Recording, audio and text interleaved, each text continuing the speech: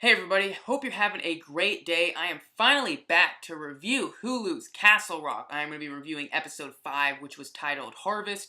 I'm very sorry for the delay in this review because it's been a few days. I usually like to do a review the day after the episode premieres. But it's Saturday now, and I just so many things came up, and I wasn't able to make a video, and I desperately wanted to make this review, just because I'm really enjoying the series. I'm really enjoying reviewing him. And it seems like I'm getting great feedback and people watching as well, so that's awesome. But real quick, before I get in the review, I just want to say my overall thoughts on the show as a whole. We're 5 episodes in, so we're halfway into the season. The season's 10 episodes, so yeah, we're already halfway into it.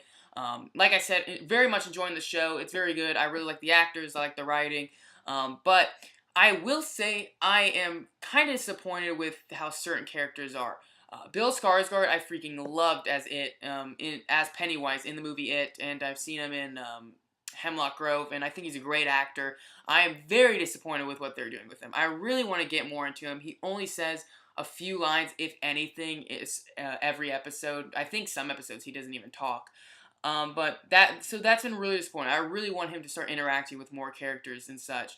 The Jackie Torrance character, I'm gonna get into her later in the video. But her character seems so pointless at this point. It just seems like a Stephen King reference towards The Shining. And I feel I'm gonna talk more about it, so don't think I'm crazy. But I just wish they were really getting into stuff. The characters were connecting more. The previews and the trailers made it look like really insane, and we've had some crazy stuff, especially with the endings.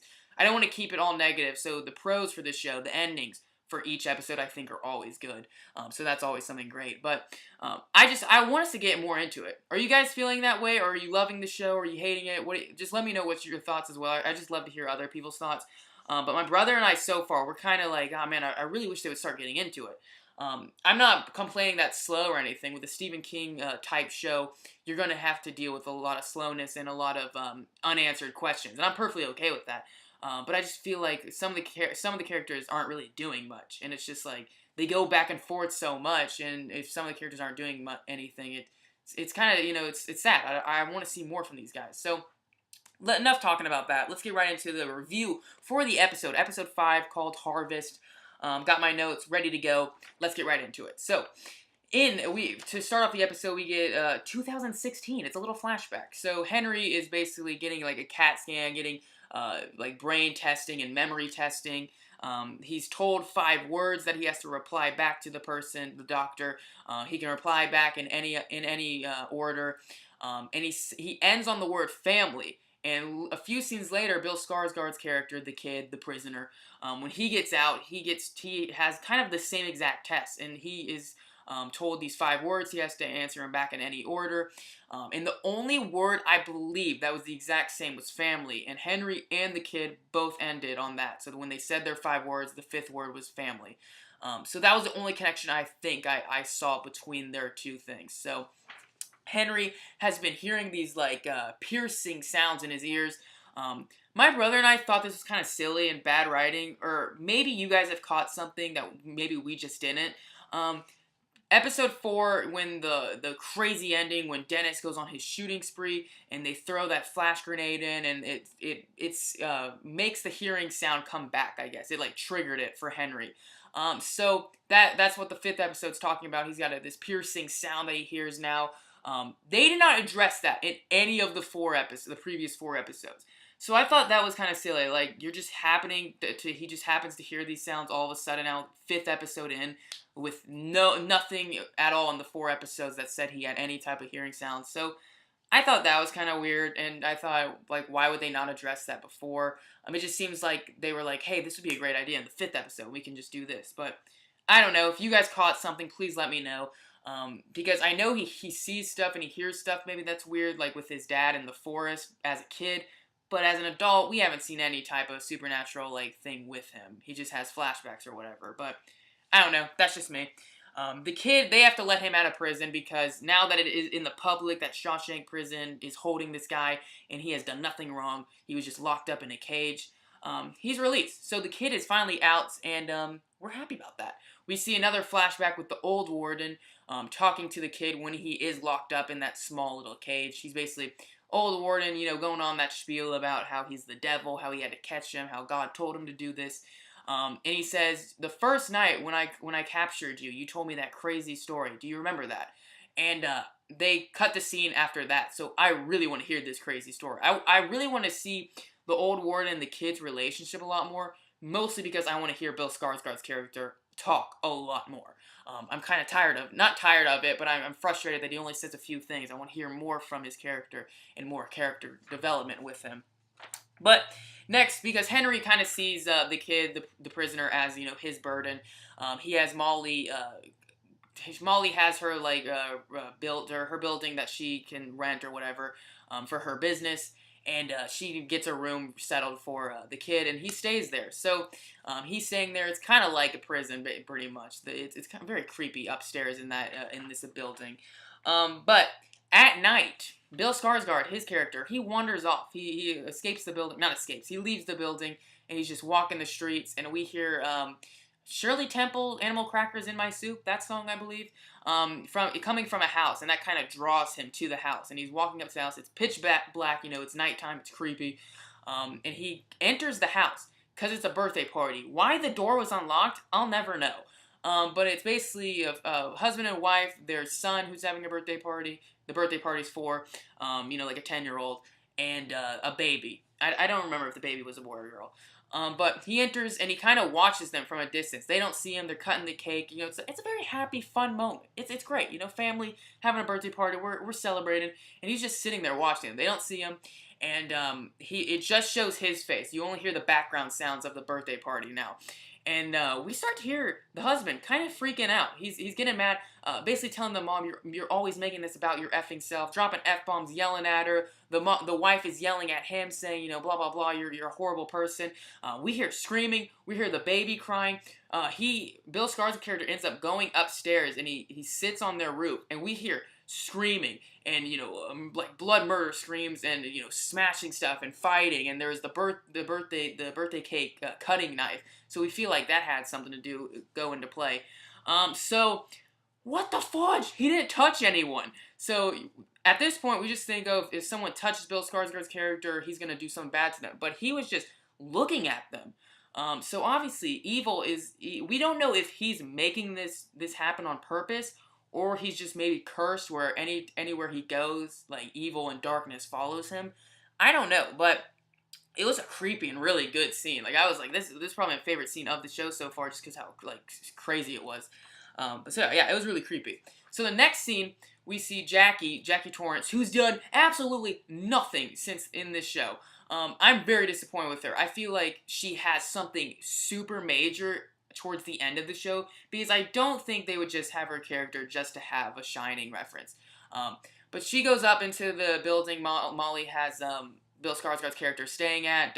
She goes upstairs because she hears noises. No one's there. She lays on the bed, and we see Bill Skarsgård come back totally naked. We see his butt, totally just out and about. He's wearing his birthday suit, if you know what I mean. And the next scene, I bring this up because the next scene they show Jackie and Bill Skarsgård's character in a car. They're just talking about, random stuff. Jackie's doing the talking, because, Bill Skarsgård's character doesn't talk much. Nothing came out of him being naked. Is Jackie just sleeping around so much that she sees all these naked people and she's like, oh yeah, that's totally normal. So how did they get from him being naked, she's seeing him, and then them just being in a car, he's fully clothed? Like, was she totally okay with that? Nothing comes out of that. So I was like, that's kind of weird. But we get a big Shining reference because her last name's Torrance. She basically says how her uncle took a axe and tried to murder his family. That's, of course, the Shining reference. And she took his name because her real name is Diane Torrance, I think. But she took his name because he's Jack Torrance, so she took Jackie Torrance. A great Stephen King reference. That's why I bring up this scene. Nothing really came out of it. But we're going to get into the second half of the review. So I hope you're enjoying this review so far. Still got quite a few things to talk about. The second half of the episode, I feel like, really, really picked up things. Hope you're enjoying it, and we're going to get right into things. Alright, so I have a few more points on the second half of the review. I feel like I can get through this a little fast, so sorry for talking so long, but we open up with a scene where Alan Pangborn, Alan's character, is getting a bridge named after him because he's been this great sheriff. They're going to name the bridge after him in his honor. It's a great thing. So he has to do the speech, and Henry's mom's there, and Henry is there as well. And it's a big group of people outside, right outside the bridge where it's being named from him. And Alan commences with his speech. And he's seeing Henry's mom. She looks out and she sees a dog. Someone just brought their dog and it starts barking during his speech. Very distracting. But that seems to really set her off. And she kind of has a little Cujo connection because earlier in the season we saw she made Alan go outside and dig up a dead dog to make sure it was still dead. Her dementia obviously is really affecting her. We've seen quite a few Cujo references. We've seen quite a few like dead dog things, Pet Cemetery type deals.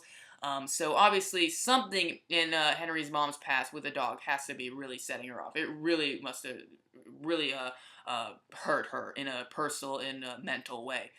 So the dog starts barking. Alan's just trying to keep his speech going. Finally, he looks out to see where Henry's mom is. She's totally gone. So he starts freaking out. Henry's looking for her, and they see her just standing on top of the bridge, and she jumps off. So Henry jumps off after her. She has to go to the hospital. They obviously see that her dementia is really affecting her physical body and such. So she's going to have to stay home, probably. And then Alan tells Henry's story in 1991. He tried to propose to her, and she didn't want to get married. And ever since then, Alan's been, dealing with this huge struggle of the woman that he loves is, has this dementia, has this brain disability that's really affecting her, and it's really sad to see, honestly. And you can tell Alan really cares about her, and I feel like Henry's seeing that as well. So I think that's good.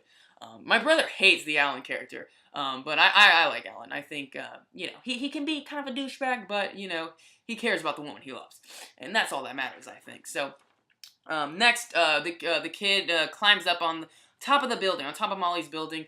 Jackie tells Molly that she was talking to him, and all of a sudden he just got up and left and climbed up on a building, as we all do. So he's on the edge of the building. Molly confronts him, and she hears all the torturous noises that has been going on through his life, all the screaming, all the conversations, everything that has affected him, she's hearing, because Molly has those weird powers. So she knows something's up with him. So she's able to talk him off the ledge, takes him over to Henry's house, and she tells Henry, something is very wrong with this kid. And I'm hearing things. This is the only person I have heard, so many specific conversations and so many evil things.